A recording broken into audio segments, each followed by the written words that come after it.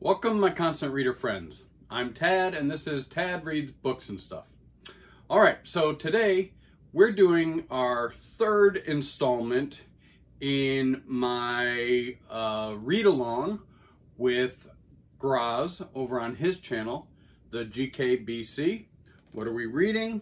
Of course, we're continuing with our reading of Saga by Brian K. Vaughan, the writer, and Fiona Staples, the artist. Yeah, so basically the hype is true. Sometimes something becomes really popular and there's a reason, because it actually is good and you should take note of it. I had been putting this off for a long time because I just thought, well, you know, it can't be as good as everybody, everybody's talking about it. Yeah, it's awesome. I'm totally hook, line, and sinker. You just drug me in, I love it. Now, what we're doing is we are reading this as 6 issues at a time. And then what we do, Grozz and I, is we'll do just a little video explaining, talking, going all over the place about what we just read, the last 6 issues of the book. Each book in this form has 18 issues. So we're breaking them down into 3 episodes per book. This is our 3rd one, so this book is finished. I just took some notes. There's so much that happens in these books. It's mind-boggling, and how it all fits together is awesome. It's just brilliant. Let me just read some of my notes. I don't even know what to say because I don't want to give things away, but I don't care about spoilers really on my channel. I know some of you out there do, hate it, but, I mean, this book's been around for a while, so. Anyways, I'm rambling like I normally do. Let's just start. So, when we left off, our cast of characters, our huge cast of characters from episode or comic book issue volume 12, so Marco, so there's kind of like groups. You've got Marco, Alana, of course, baby Hazel. You've got Marco's mother, Clara. You've got Isabel the Ghost. They are at D. Oswald Heist's home. He's the author of A Nighttime Smoke, which is the bodice ripper that Alana was reading that changed her life. I'm going to do this for Grozz. Where is it? Let me find it. I've got it marked. Hold on. There you go. There's your bodice ripper cover. This is for Grozz. He loves his bodice rippers, let me tell you. So, they're at D. Oswald's house. Of course, he's the author. And they're in hiding right now because Prince Robot 4, one of the people hunting them down, is at D. Oswald's house and has just shot him in the knee. Shot him in the kneecap. And he's kind of grilling him. Well, we open with that where we left off, but then we kind of jump back in time to try to flesh out how we got there.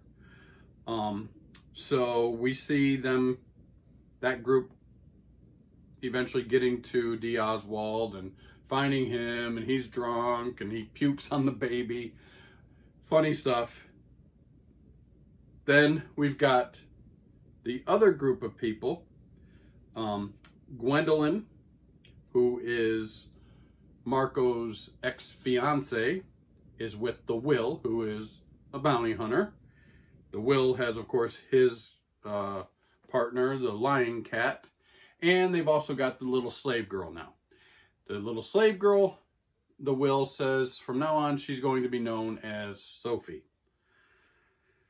All right, so we got that group. They're on another planet, and the Will is seeing visions of the Stalk, another bounty hunter who was his ex-girlfriend that has been killed. But she talks in his ear and gives him advice and stuff. She starts trying to convince him that he's in love with Gwendolyn and she's in love with him. So there's some shenanigans going on with them. But then Sophie wanders off. Gwendolyn's pissed. She wants to go find Marco. The Will is talking with the Stalk. The Stalk says you're going to die if you continue on this course. So you need to just relax and maybe just retire if you want to live. So he's thinking about just staying on this planet because it's beautiful. But then they find out that the planet, if you eat the food on that planet, it's going to possibly drive you crazy and craziness ensues. So how do they find that out?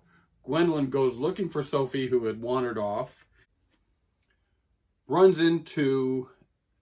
and I don't know if this is a vision or the actual person, but she runs into this woman and she calls her Velour. And this is a naked woman, a naked unicorn woman.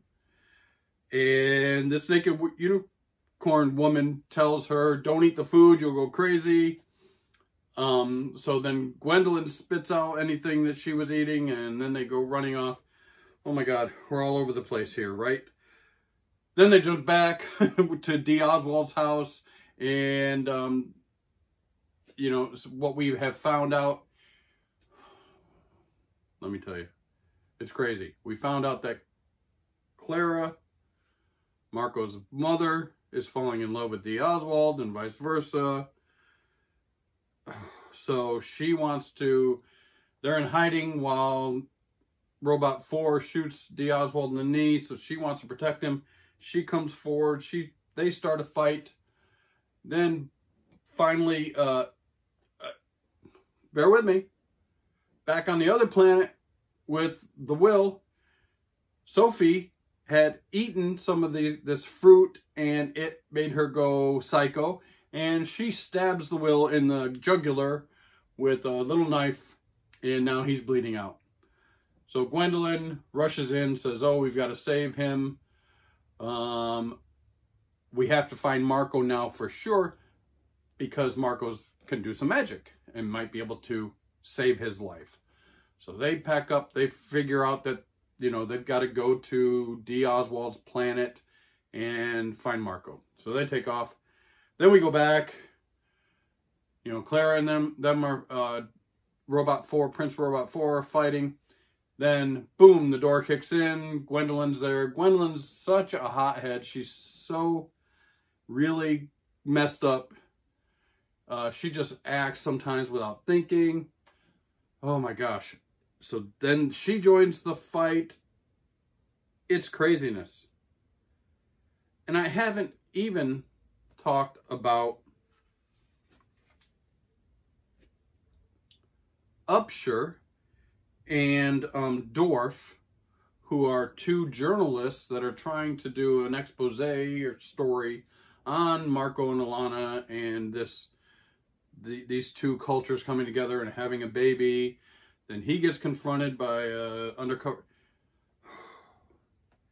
If it sounds like I'm all over the place, that's exactly how this book is.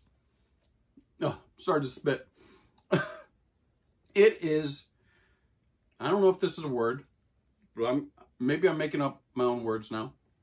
This is a conglomeration of chaotic beauty. It's what it is. It's chaotic. It's all over the place. It's jumping around. You meet new characters constantly. They're totally intriguing and cool looking, like a naked unicorn woman. But it all fits together. It's brilliant. It's magnificent. I'm loving it. The artwork, I've shown you some of the artwork, is amazing. I can't see where this is going to go. There's so many characters in here and so many different things going on. Yeah, a conglomeration of chaotic beauty. That's what I'm calling it. Oh my gosh, I don't know. I can't wait. Every time, I can't wait to read the next 6 issues. And of course, that's going to be our next video, because book 2. Yeah, little Hazel's growing up. She's got a finger in her nose, of course. You're a kid. You got to pick your nose. When we leave the last scene of... These are heavy. This one. Let me see if I can find it for you. Yeah. So, Alana is with Hazel. And look! Hazel's taking her first steps. Oh my gosh. So now you know, if you've ever had kids, once kids start walking, ooh, watch out. So, Hazel's growing up. I can't wait to see what goes on with her. Of course, Hazel is the narrator of this amazing, crazy, chaotic story. And so in 2 weeks, we'll be doing the next 6 issues in Saga. I hope I haven't made you go crazy with my chaotic ramblings of this awesome series, but that's what it is. And it's awesome. All right, I can't wait to see what Grozz says about these last 6 issues. And again, if you found anything entertaining at all, please like, subscribe, and leave tons of comments, because I love the comments. I always say this. So anyways, can't wait. See you later. Peace out.